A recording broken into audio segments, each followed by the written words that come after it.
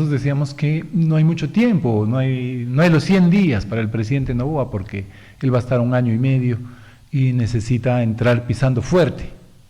Hay muchas opiniones por ahí en redes, los analistas en los canales de televisión, y empiezan un poco unos a desmarcarse, otros a apoyar. En general yo creo que preocupa un poquito lo que se empieza a ver, ¿no? El tema de la tabla que usted mencionaba, la disputa, es una disputa de alto nivel, presidente con vicepresidenta, es preocupante, yo creo que por decirlo menos, y hay algunos temas de ministros que todavía no se paran en el campo de juego para definir cómo van a jugar, ¿no? Entonces, sí lo veo un poco preocupante, esperemos que en esta semana ya el timón coja el rumbo que debe tomarse y empecemos nosotros los ecuatorianos a ver que el barco avanza en el rumbo en el que todos necesitamos y deseamos.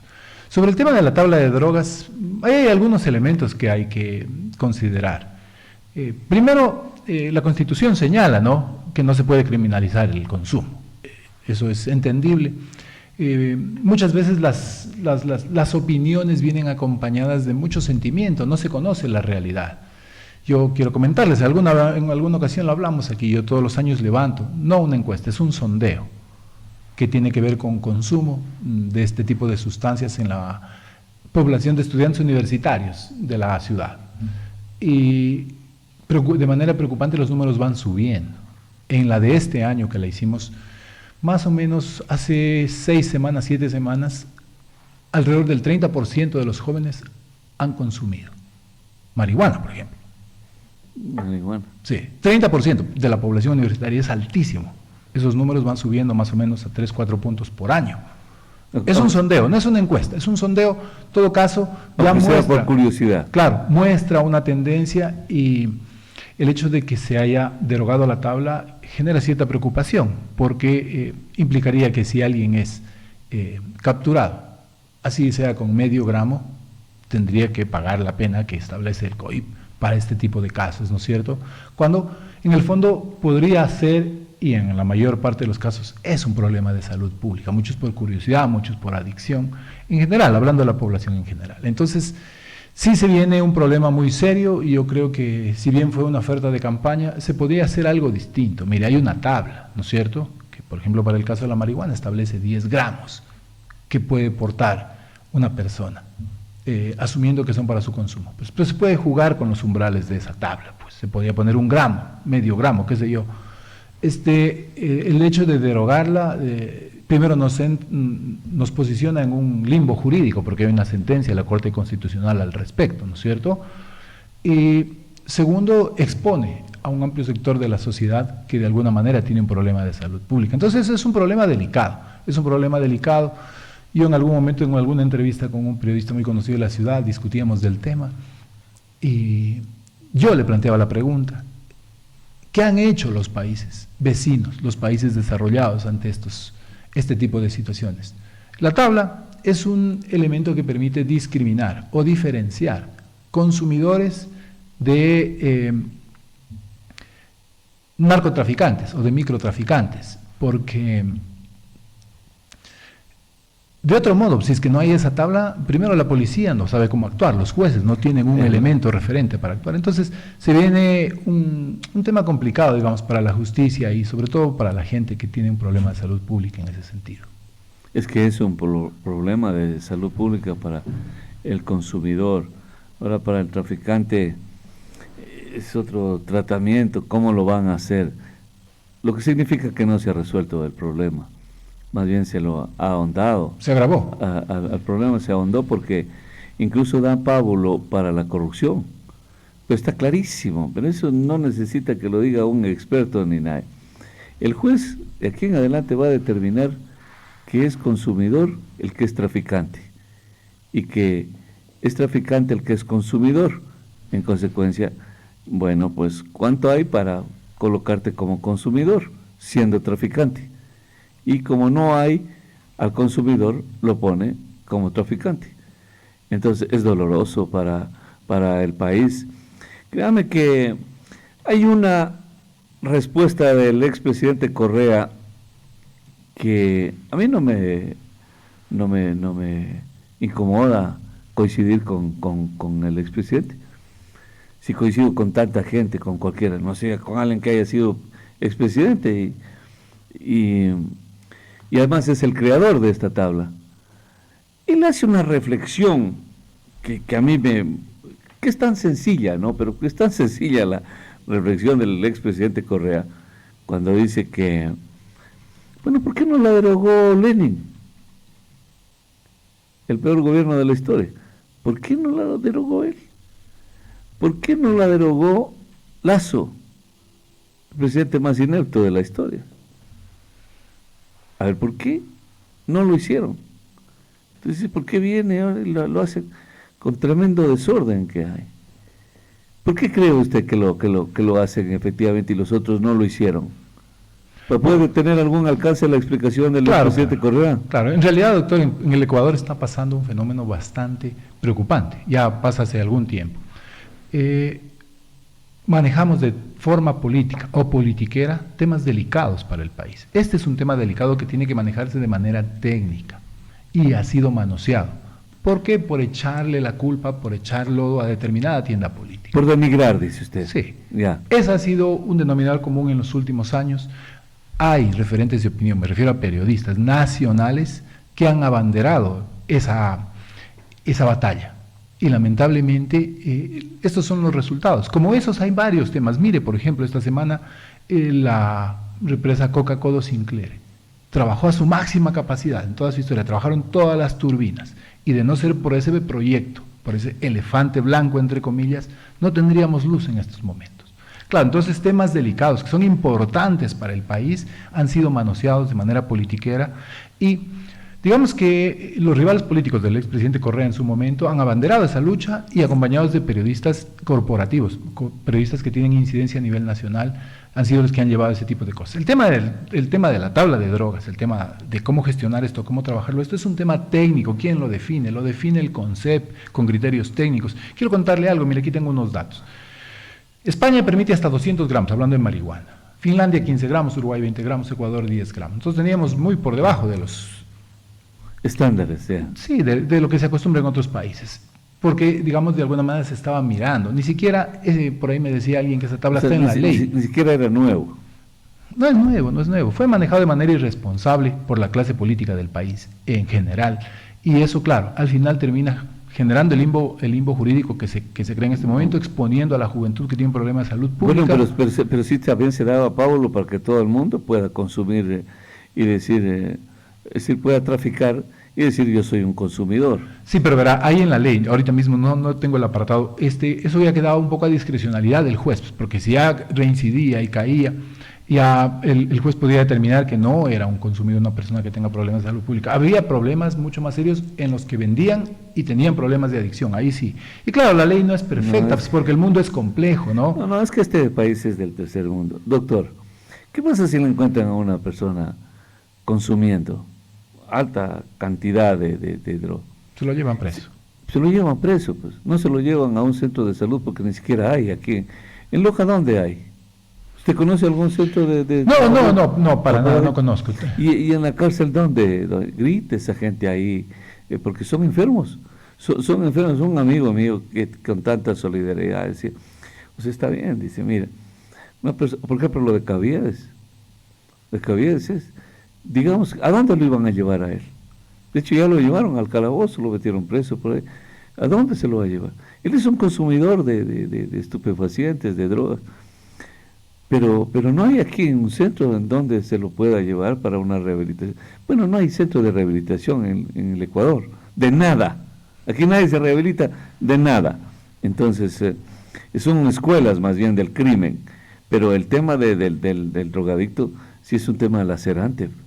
Porque ¿a dónde lo llevan? Es un enfermo, como cualquier otro. Se cae un epiléptico en la calle, se cae y alguien lo levanta y rápido una ambulancia para llevarlo al hospital, porque es enfermo, porque está enfermo. Cualquier otra enfermedad que para nosotros nos parezca súbita, pero que para él ya es una enfermedad, como dicen los del seguro, que no quieren pagar con eso, ya es una enfermedad crónica. Entonces, ¿a dónde lo llevan? Al hospital. Bueno, de alguna u otra manera lo atienden en el hospital. Sí, pero los drogadictos en verdad no hay de quién nos trate. No hay psicólogos, no hay ningún tipo de tratamiento médico para ellos. Entonces ese también fue un problema, ¿no? Claro, en realidad, mire, usted dijo algo que yo creo que tiene la perfecta razón. No resuelve el problema al 100%. Es que ningún problema se resuelve al 100%. Lo que hay que buscar es lo mejor que se pueda hacer como sociedad para mitigar un problema. Y eso era posible con esta tabla, que se la podía manipular, subir un poco el umbral, bajarlos. Eso ya depende de los criterios técnicos de los del CONCEP. Mire que la tabla ni siquiera estaba en la ley. Se dio a través de una resolución del CONCEP del año 2003, era una resolución de esta institución, entonces era fácilmente... Ha perdido espacio el CONCEP. Yo recuerdo antes el CONCEP era una institución peleada en Loja, incluso quien iba al CONCEP, se peleaban porque ahí querían dar por perdido un poco de droga que almacenaba, pero era fuerte, era fuerte. Ya, hay que ser serio, pues hermano, estamos hablando aquí con gente seria. Lo que pasa es que antes por lo menos tenía presencia el concepto, y guardaba incluso la droga decomisada de la Interpol, la custodiaban ellos, y obviamente capturaban 100 kilos, entregaban 60, los otros dicen que se hicieron humo, pues, ya no es culpa. Y el CONCEP debería ser una institución muy fortalecida, ¿no? Muy fortalecida, una institución, o sea, muy fuerte, que trate esto en armonía con el Ministerio de Salud, qué bonito que es este país ordenarlo, ¿no? Pero ordenarlo bien, no desde el punto de vista politiquero, dijo usted, término que poco me gusta utilizar. En mi vida lo he utilizado ¿cuántas será? Unas 6... quitándole 3, sí, por lo menos 2. Buenos días, 725-400, lo escuchamos, adelante. Se fue y sin un adiós. Y doctor, la pregunta era, ¿por qué Lazo y Lenin no se lo bajaron a la tabla? Porque tenían un pretexto para seguir atacando al expresidente Correa.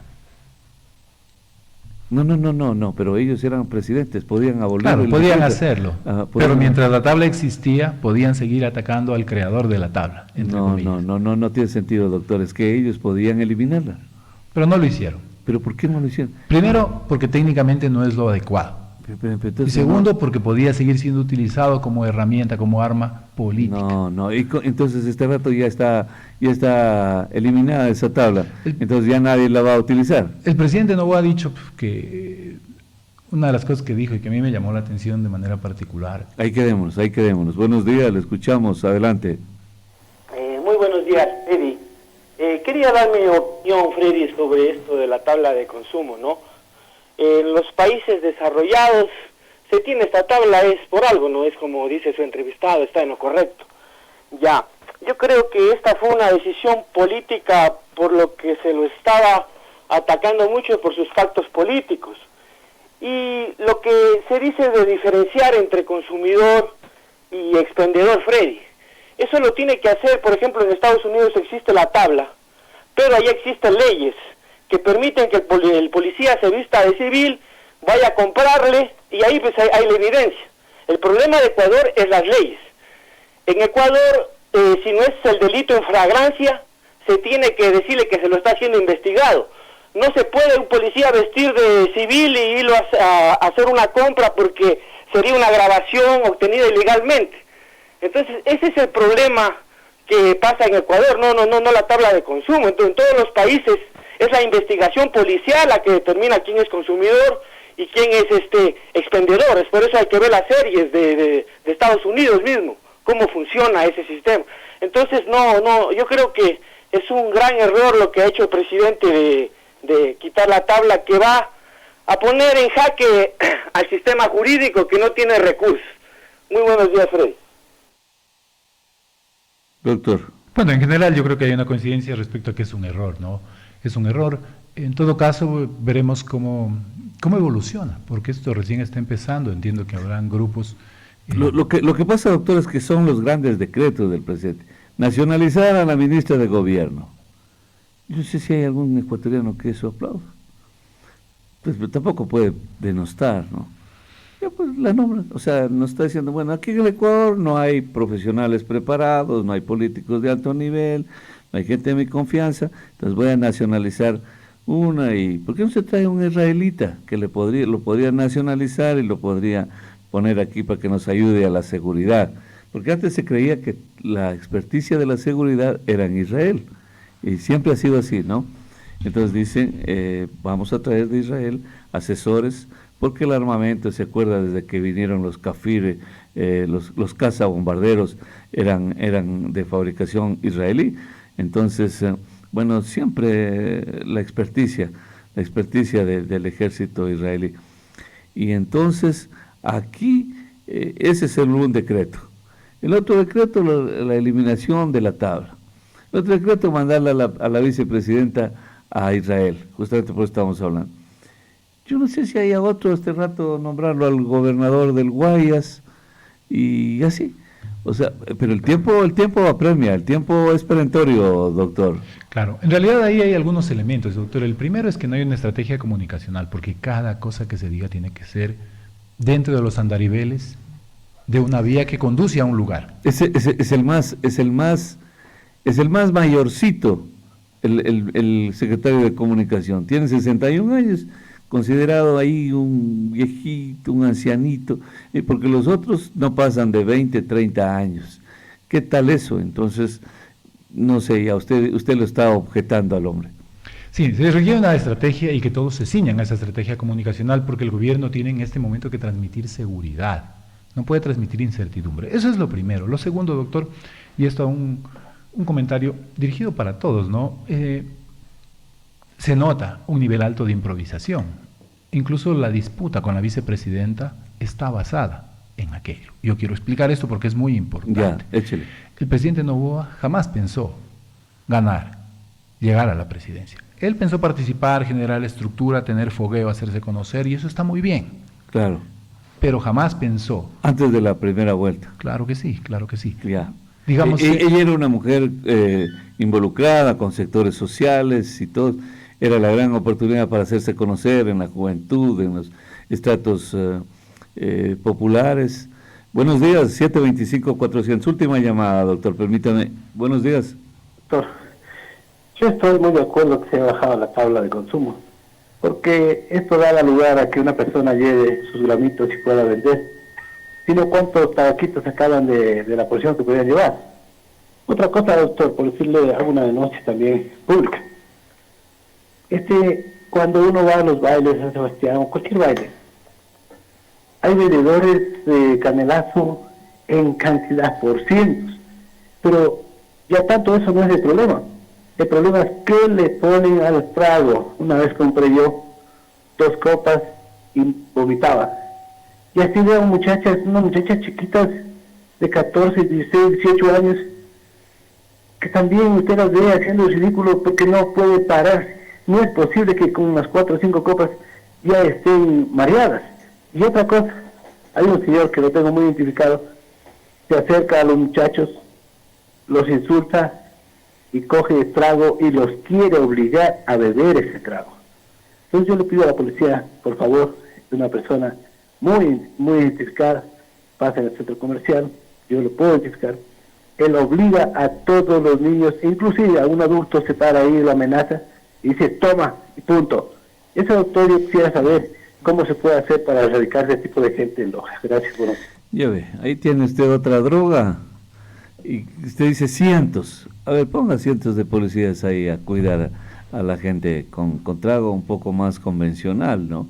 Con licor, digamos. Entonces, esto esto no es un tema policíaco, doctor, pero usted se quedó en algo que iba a explicar ahí. Sí, en todo caso genera polémica el tema de la tabla, ¿no? Y habrá que ver cómo se va desenrollando el ovillo durante las siguientes semanas. Estábamos hablando de que el presidente Noboa jamás pensó llegar a la presidencia. En ese sentido, se nota claramente que, digamos, no conocía la línea de pensamiento de manera clara de la señora vicepresidenta. Esa afloró durante la campaña, se vieron muchos videos que eran bastante...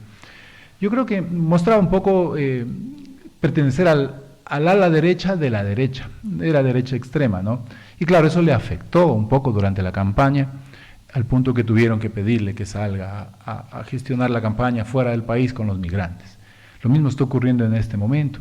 Yo considero lamentable lo que está pasando, porque no sé si calificarle como violencia, pero en todo caso... O es sí es un vejamen, por lo menos. denigrante, denigrante. Yo así lo veo, tal vez esté equivocado, ¿no? En todo caso, doctor, hay que entender que hay una disputa política detrás. Una disputa que entiendo busca posicionar a la señora vicepresidenta como una figura potencial para el año 2025. Hay toda una organización detrás de lo que yo conozco. Y claro, en este momento, digamos, no hay espacio para aquello en la agenda del presidente Noboa, porque lo que se busca es dar respuesta a los problemas urgentes que tiene el país, en teoría. Entonces, mire, eso. ¿Ustedes como que se quieren ya bajar de la camioneta tan pronto o no? No hemos estado subidos jamás. Y quiero contarle aquí, si me permite hacer un paréntesis. Claro. Nosotros no participaremos en ningún cargo público. O sea, eso del gobernador de Maxines era puro tocuan, dijo el doctor. Yo no sabría decirle, doctor, no me voy a referir a detalles, pero sí le puedo decir que si alguien hubiera hecho o hiciera algo parecido, sería a título personal y estaría automáticamente fuera de nuestra organización política. Eso es lo que le puedo decir. Dice que la mayoría de los asesores del asambleísta Jorge Guevara en la comisión son correístas. Será un tema que tenga que responder el asambleísta Guevara. Impuestos incluso. Será un tema que tenga que responder él. O sea, no es que le dieron oportunidad, o sea, que yo voy a llevar a un Loján. No. Aquí todos son del correísmo. Entonces, bueno, las ministras mismos, los ministros sí tienen su vínculo. Esta mujer que se burla de las mujeres ha tenido un vínculo fuerte con el correísmo. Pero bueno, usted me puede decir, son cosas del pasado, nada más. Mire, yo le pongo un ejemplo, porque sí me gustaría un poco desarrollar aquello. Supongamos que ¿a quién le ponemos? A don Nilo Córdoba. Don Nilo, ya. Don Nilo fue correísta en su momento, salió pateando al perro. Sí. Supongamos que le pusieran de gobernador. Yo no sé si vaya o no vaya, no conozco Eso es nada más un ejemplo, ¿no? Ya. ¿Qué vamos a decir? ¿Que el correísmo está gobernando en Loja? No. Entonces, ese tipo de cosas yo creo que no tienen mucho espacio, pero sí se han mencionado. Lo que yo sí le puedo decir, y como director provincial de la organización política nuestra, que nosotros no participaremos en ningún espacio. En Loja. En Loja, que es la jurisdicción en la que yo soy el director. Que no se alegren entonces. Si hubiera una persona que hace aquello, sería a título personal y eso implicaría de manera automática que esté fuera de nuestra organización política. Eso es lo que yo puedo decir y no está dirigido a nadie, sino a todo el mundo, porque es una línea política que hemos adoptado como organización. Entonces, eso digamos como para cerrar el paréntesis era necesario señalar. Entonces, no es que están con el gobierno tampoco en todo. Hay un acuerdo legislativo, y permítame explicar en qué consistía ese acuerdo legislativo. ¿Recuerda usted que en la asamblea anterior, cuando don Guillermo Lasso asumió, a nosotros nos dejaron fuera o nos dieron espacios de relleno en muchas comisiones? No nos dieron las vicepresidencias que nos correspondían a pesar de haber sido la bancada más votada. Eso ocurrió. Lo que nosotros en este momento exigimos es de que se respeten esos espacios producto del voto popular para nuestra organización política. Entonces el acuerdo era legislativo y buscaba que nuestros compañeros asambleístas tengan los espacios que les corresponden.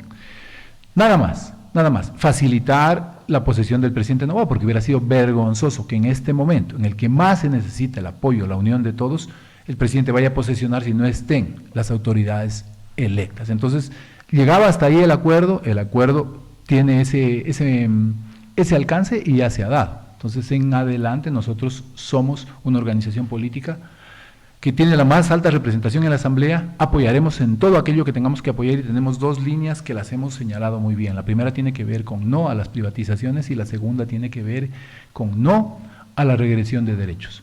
Respetando esas líneas nosotros apoyaremos en todo. Por ejemplo, le comento algo, mire, estaban por enviar la reforma tributaria. Yo estoy seguro que ahí se pondrá que el presidente pueda disponer de fondos de la reserva monetaria. Tendremos que apoyar porque también fue parte de nuestra propuesta en su momento. Exactamente. De nuevo hubo otra pequeña, yo no le hacía ofensa del expresidente Correa al presidente de la Asamblea. Un poquito más y le decía, gordo barbón, un poquito como le dijo el borlaco el Juri. Gordo barbón, no me saludaste, le dice. Pero acordaste de mí. Se lo corre, le anota. te regalé el vino más caro, dice. Tiene una libretita. Sí, tiene la libreta ahí. Pero el presidente está molesto el expresidente Correa está molesto con el presidente de la Asamblea. De nuevo, por ahí hubo un cruce de tweets que yo no sé, el hombre no contesta, el de la Asamblea. Ahí nomás se le aguantó. Aunque lo maten, dijo. Ahí se aguanta él. Pero ahí se aguantó, efectivamente, no le contestó. Entonces noto como que empieza un ambiente caldeado, o será estratégico para que nadie lo sospeche, todos los acuerdos, todos los beneficios, privilegios que vendrán y que pues ahí quedarán si la gente no los advierte, ¿no? Porque con el Partido Social Cristiano, sí, el Partido Social Cristiano sí está dentro del gobierno ya, este rato. Ahí está este hombre de Torres. Fíjese lo que es la suerte y la vida. Torres, el más despreciado en su propia provincia, y obtiene un viceministerio. Esa provincia le da la más alta votación a Noboa, y en cambio la castiga poniéndole al hombre que ellos no deseaban, los guaitambos estos. Imagínense cómo es el juego de la política, nadie la entiende, ¿no? Lo que hizo Lazo con nosotros, más o menos.